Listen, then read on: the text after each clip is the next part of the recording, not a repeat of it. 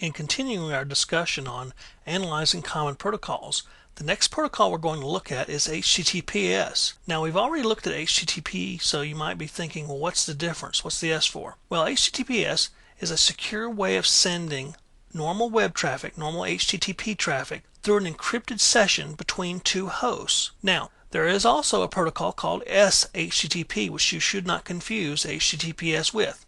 Does that make sense? S-HTTP is a secure protocol in its own right. HTTPS, however, is more commonly used, and it uses Secure Sockets Layer, or SSL. Now, we usually see SSL used during secure web transactions. We might see it used when you're ordering something over the internet from a secure website. We might see it when you're logging into your webmail, for example, Yahoo or Hotmail or whatever, and we encrypt that session using SSL. So you'll see it for secure transactions. Normally we see SSL used over port 443, but again, you can configure your server to use any port you actually want to use. It's normally not advised to do that because a lot of applications expect to see Secure Sockets Layer used over port 443, but you can do it. In any case, I want to show you just a real quick rundown of HTTPS. I want to point out a couple of interesting things about a packet capture using HTTPS and how it differs from normal HTTP. Now we're back in our Wireshark. We're going to start a capture, and we're already connected to the web. We're already on the VTC.com site, but let's go to another site.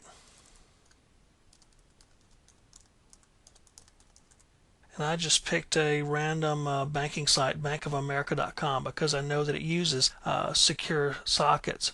Now, we're going to get a warning. You're about to view pages over secure connection. Any information we exchange with this site cannot be viewed by anyone else on the web. Well, I hope so. That's the purpose of SSL. So let's say OK. And we're going to go to this actual site. And we're not going to log in or anything like that. But it gives us the option to. Most normal banking sites, like most normal e-commerce sites, will give the option to log into your account and so forth. And that's why we have up here the HTTPS. That's why we have that, because it's using secure sockets. You can also look down here. Internet Explorer will show you a little lock here and tell you that it's SSL secured. And most browsers will show you something like that, a little icon or something that shows that it's a secure website. Now let's go ahead and close the page. That's all we're going to do is just take a quick look at it. And we're going to go into the capture. Let's stop the capture for a moment. And I want to go back up and start from the beginning. We're going to see standard DNS queries, of course. But then we're going to see some HTTP traffic. We're going to see SYN, SYN-ACK, ACK. So the standard three-way handshakes, the GETs, and things like that. So what I want to do, though, is let's come down here a little bit. And this is where we start seeing some HTTPS traffic right here. We have an HTTPS request, port 443, as you can see, and that's my the client source port. Okay. Just happen to use port 1118. Then we see something very interesting. This is SSL v2. SSL v2, and you'll see SSL v3 also, tell us that it's the protocol that uses Secure Sockets Layer. In this case, it's using version 2. Some sites will use a version 3 also. Now, during an SSL session, there's a hello, and there's also a certificate exchange. That can be mutually that can be used for mutual authentication. That's when the client and the server both have to provide a certificate. But usually, for most of our secure websites, it's going to be just a server-side certificate. So the server has to confirm its identity to the user. We don't care who the user is or where they're coming from, because they can come from any client they want to. But we do care what server we're getting to. So we're looking at the SSL v3. We've got a certificate hello, and let's look down here in the middle pane and just look at a couple of things about the Secure Sockets Layer protocol itself.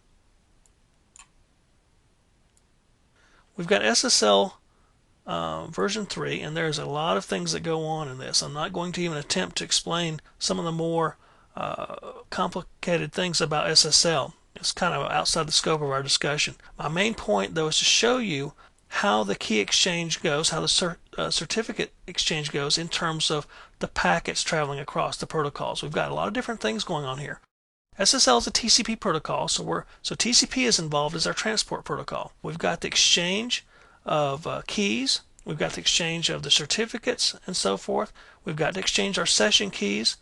There's a lot of things going on here during an HTTPS session, and sometimes it can be hard to follow because depending upon how SSL is configured on the server and on the client for that matter, there's a repetitious kind of exchange that goes back and forth occasionally with SSL.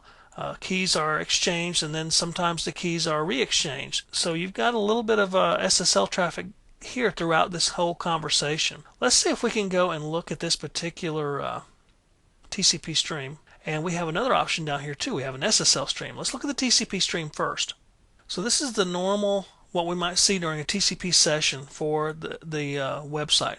Notice there's a lot of junk there. Some of that's overhead, some of that's encryption going on, of course, so it makes it very difficult for us using a network sniffer to read. So we see a lot of stuff going down there. A lot of stuff we're not going to be able to read unless we know of a good way to bust SSL, to be honest with you. And don't get me wrong, there are ways out there. Sometimes it's not really worth it. Sometimes it's more complicated than you might think. I guess if you really want to break an SSL session bad enough, you probably can. So now that we've looked at our SSL packets inside of the HTTPS capture you've got an idea of how SSL fits into the overall packet analysis. Now we could go a lot more in depth, of course, and I would encourage you to do that if you ever have an occasion to actually look at and analyze HTTPS traffic. But that's just an idea of how it looks.